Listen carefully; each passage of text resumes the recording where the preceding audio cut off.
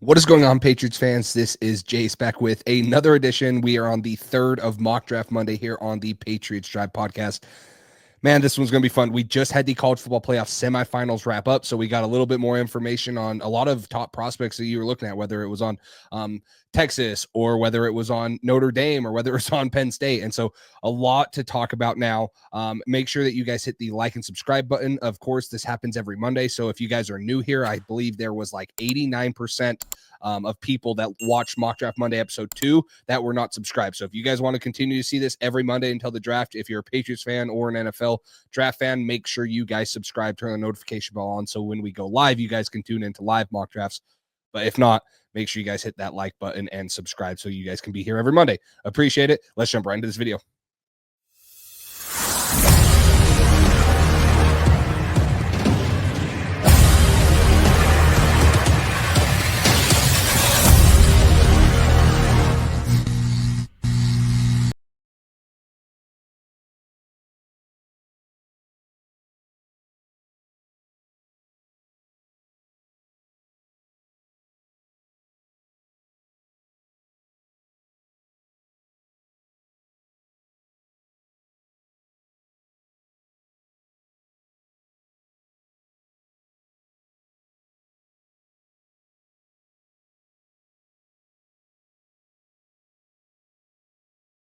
All right, everybody. So we officially know, again, like I said last week, the Patriots hold the 4th overall pick. Nothing's going to change. I'm probably going to stick here and stick with the 3-round mock draft for this week, obviously, and then next week.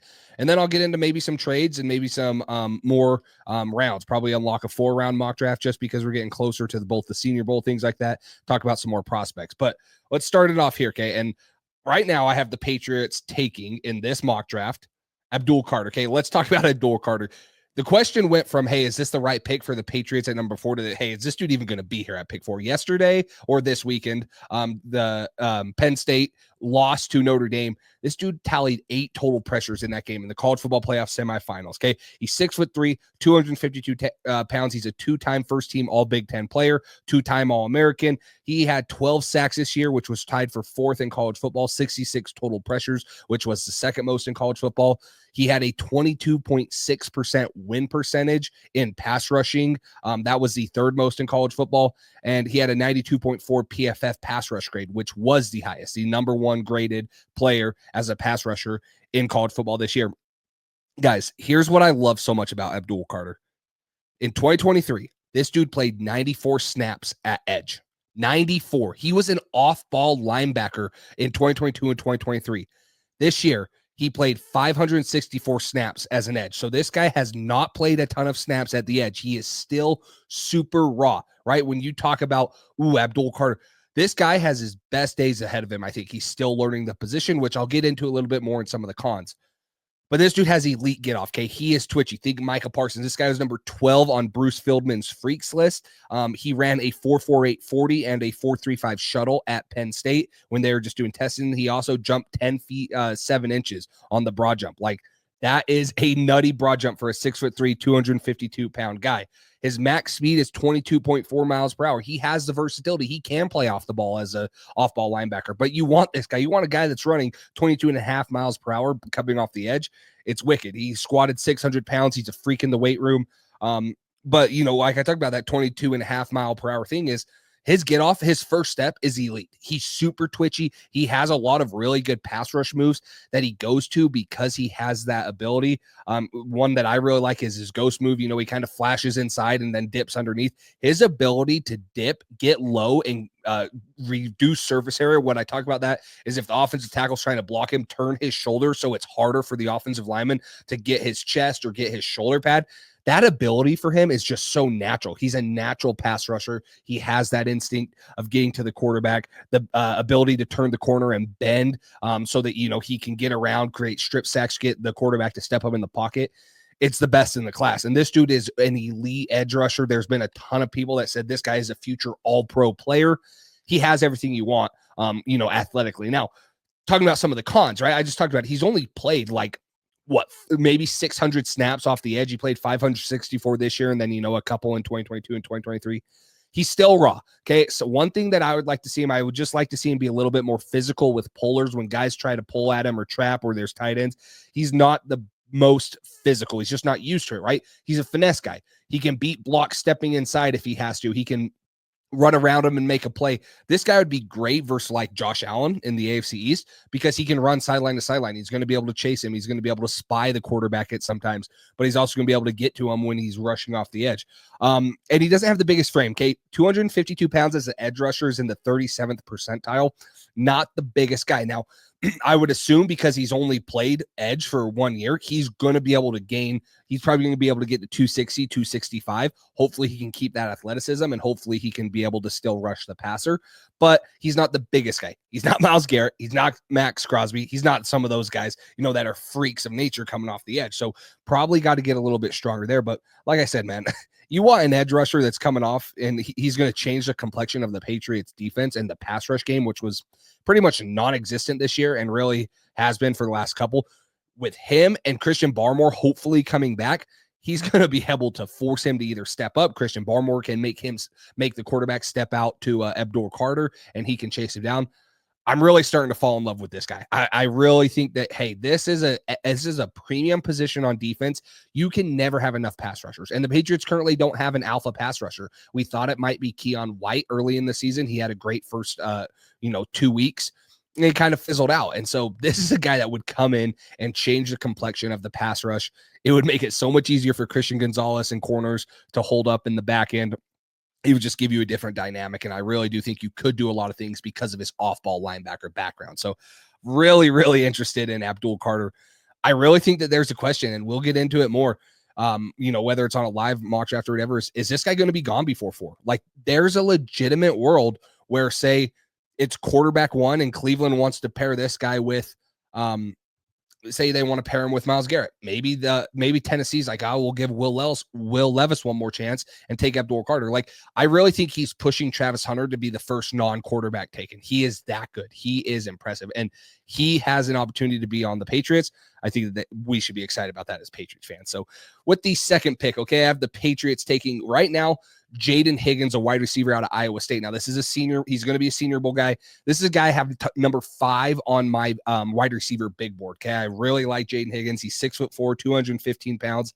If you guys watch my mock draft from last week, if not, click on the video. I'm going to link it in right now. If you guys watched it last week, this would be a guy that would probably be more likely for the Patriots to draft if you don't sign a T. Higgins. 6'4", 215 pounds, big, long, prototypical X. If you miss out on T. Higgins, or if T. Higgins goes somewhere else or stays in Cincinnati, this is a guy you can add that can be that bigger bodied guy for Drake May. He had 87 receptions, which was 5th in college football, 1,185 yards and 9 touchdowns for Iowa State, who had a chance to make the Big 12 championship game. He posted a 90.5 PFF receiving grade, which was 2nd amongst wide receivers. And he had the 6th best drop rate, which was 2.2%. He only dropped 2.2% of his passes. Sure-handed, bigger-bodied guy. Kind of the same as T-Mac, just not as athletic. Big, long, physical. He can, make catches outside of his frame. Really what you want to be like a T. Higgins type of guy where he can make the jump ball catches in the red zone, or he can be able to run slants and kind of box the guy out. He's got a really good catch radius, like I mentioned, because of his good length. He's actually a really good route runner, too. He didn't have the most yards down the field. Like, his average depth of target wasn't very good.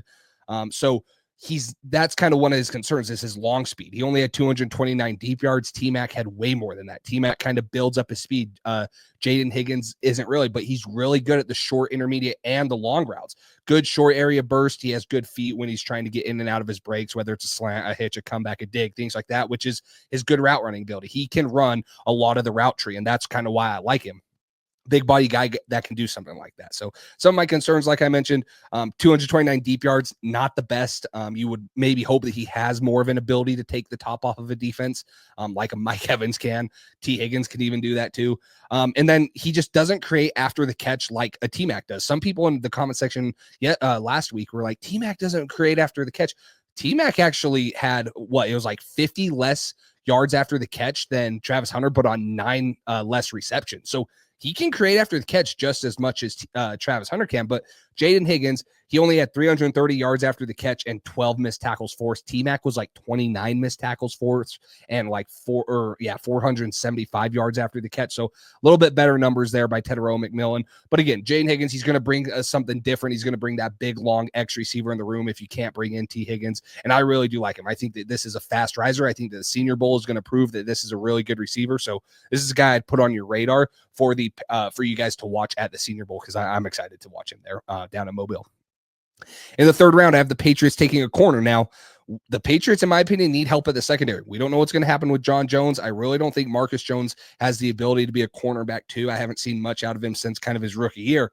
So I have them taking ZAlexander. Okay, this is a cornerback out of LSU, another big, long, rangy guy. He's 6'2", 194 pounds. He had the 11th best completion percentage against him. Now, that sounds backward. You think that they're completing a lot of passes. They only completed 43.5% of passes targeted his way. So there's only 11 guys that created a lower completion percentage when being targeted under them. And another thing I like as a corner, he only missed one tackle all year. This is a sure tackle guy. He's very willing in the run game. He will step up, hit you. You'll get them on the ground, which is actually a very good thing to have as a corner. Most of the time, they're going to crack the safeties or the guys in the box with the receivers, and they're going to want the corner to have to tackle their big running backs. And this guy can do it. He can get him down. He has the ability. He has the willingness to get a running back down that's bigger than him, stronger than him. He knows how to do that. So good length for the corner, runs really well. He's actually really good at staying in phase, sinking his hips, getting in and out of breaks with the receivers.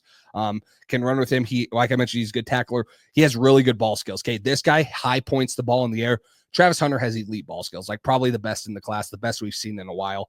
This guy is right underneath him. Like, he doesn't have better ball skills than Travis Hunter, but this dude knows how to attack the ball in the air. He knows how to high point it. He knows how to get the ball out of dude's hands, and he knows how to make interceptions. So I really like that about him. And then he wins in press coverage, which I think, depending on who the Patriots defensive coordinator is and maybe what they want to do with the scheme, I think having him, who is comfortable with press coverage and has made a living with his length and things like that, makes him more intriguing for the Patriots in the third round to pair with Christian Gonzalez. So really like that. He struggled against Alabama's wide receivers in that game when they played them. The quick receivers can give him fits, right? Short, quick, receivers that can get bursty and out of breaks and stuff. He kind of struggles with that. If it's straight line speed, he's good. If it's short area quickness burst, he can sink his hips and get in and out of breaks, but he's not like super explosive out of those breaks. So that would be one concern. And then, as weird as it is, as good as he is in press, he's all reliant on his feet, which isn't horrible, but I would like to see him be a little bit more consistent with his hands, maybe holding the guy on the line of scrimmage, not letting him off, or delaying the route for a couple seconds. So he has really good feet in press, but his hands can be inconsistent with where he's placing them, with when he's striking, things like that. So if you can fine tune that, he'd probably be even better in press coverage, in my opinion. So really like him. I think the Patriots need to add a second corner. I really do. I think I don't know if they do it in free agency. I'm probably more intrigued with them doing it in free agency, honestly. Like, I would love for them to get like a Javarius Ward from San Francisco, or I would love for them to get a guy like DJ Reed from the Jets. Now, those guys are going to probably ask for a pretty penny, but you also have it. So you could sure that up. That's one less thing you have to worry about in free agency. I really think that would help it. But if not, there's a couple corners in the third, fourth round that I really do like, and ZAlexander is one. So moving on to the last pick, our second pick in the third round, which the Patriots acquired because of the Matt Judon trade with the Atlanta Falcons. Here's their offensive tackle. Now, I know a lot of people have been weird about, well, not weird, but they've been like, why have you been taking offensive tackle so late? In my first mock draft, I took Gray Zabiel in the second round, which I like. Could be an interior guy. Last mock draft, I took two guys. I took Josh Connerly in the third, and then I also took Armand Membu out of Missouri with the other third round pick. So I double dipped there. I've said this before, guys. This offensive tackle class worries me a little. There's a lot of really good guys that will probably go at the end of the first round. Obviously, you have Kellen Banks and Will Campbell, which, depending on their testing numbers and their length at the arm length, will determine how high they'll go and how comfortable I'd be. But man, in the second round, like, if a lot of those guys that I think go in the late first, I don't know. There's not very many good guys. And even in the third, so you can see PFF has me taking, you're getting an F for taking Jack Nelson. This is a guy that's 6'7", 312 pounds out of Wisconsin. He is a 4-year starter for Wisconsin at left tackle. He played both left tackle and right guard, but he's played over 3,000 snaps. That is impressive to me in college football. You hear of a lot of three-year starters, but a 4-year starter is really impressive, especially at Wisconsin. They're known for kind of running the ball. I know that Phil Longo kind of switched that up, but that's a physical program. To play offensive line there for 4 years is pretty impressive. He only allowed 7 sacks in his last 3 seasons with a bunch of starts, all of them being starts there. He's also a 3-time Letterman in basketball. High school basketball, he's a 3-time Letterman, super athletic, big guy right there. A couple things I like about him. I think he has really good footwork. For a 6'7" guy, he has really good feet. He's a high IQ guy in both the run and the pass. He knows how to take angles. He knows how to cut off backside defensive ends if the run's going away from him. And then he's able to identify TE stunts, whether it's the tackle going out or the end coming in. He's able to identify those things. Again, he's a 4-year starter. He's smart. He's experienced. He's played a lot of college football. I like that at the offensive tackle position. I think that that's valuable. So, and then he has a really, really, really good anchor and really good hand placement in pass pro. He gets his hands tight. If he gets them on you, he has the ability to extend and throw you off of him because he has the length, he has the long arms. And then in pass pro, if he gets his hands on you, he's just going to sit and anchor. You're not going to be able to bullish him. You're not going to be able to get off of him. So I really like that. This is a weird one, right? He's 6'7", guys. 6'7" guys are going to play different than 6'4" guys. He plays high. At times he plays high and he can expose his chest. But again, 6'7" with the length he has, you just can't compare him to what a 6'4" guy can do. A 6'4" guy is naturally going to play lower than a 6'7" guy. So that's a weird con, but he does have that. You can play high, but not expose your chest. Just got to, time your punch, things like that, which when he punches you and gets his hands on you, he's really good. He's just got to not expose his chest as much. And then he's on the ground a lot, oddly. Like, he overextends at times and tries to lean. When guys stutter at him, he seems to try to lunge at them because he just wants to get his hands on you.